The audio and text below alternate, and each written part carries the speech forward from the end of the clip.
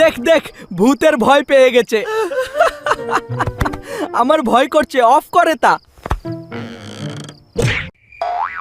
দেখ টিটু, এখন আমি একদম আসল ভূতের মতো লাগছি না ভাই, শোকে দেখে ভয় লাগছে।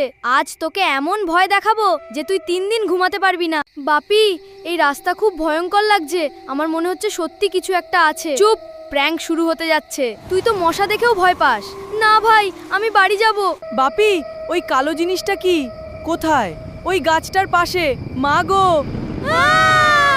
আমি বলেছিলাম এখানে না আমি প্র্যাঙ্ক করতে এসেছিলাম। এই রাতে তোরা এখানে কি করছিস? দাদু, ভূত না, আমি টয়লেটে যাচ্ছিলাম। আজকের পর আর প্র্যাঙ্ক না, ওটা আবার বেশি বলে ফেললি। আমার চাদর কে নিয়ে এসেছিল? আমি একটু প্র্যাঙ্ক করছিলাম।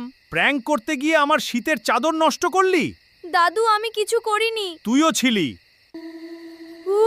বাপি, আবার শব্দ, এবার সত্যি ভূত। আমি বাড়ি যাব।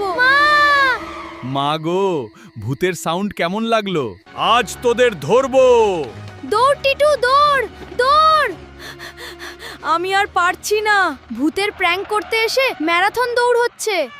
চা খাবি? ভয় পেয়ে গলা শুকিয়ে গেছে। আমার এখনো মনে হচ্ছে পিছনে কেউ দাঁড়িয়ে আছে। ভূত! আজকের প্র্যাঙ্ক পুরো উল্টো হয়ে গেল।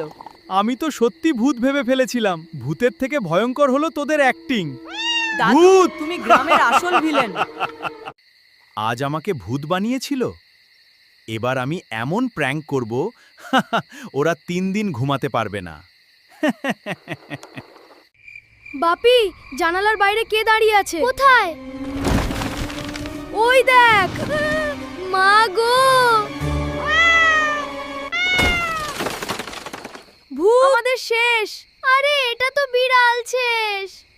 আরে এটা তো বিড়াল। আমি তো প্রায় হার্ট অ্যাটাক খেয়ে ফেলেছিলাম।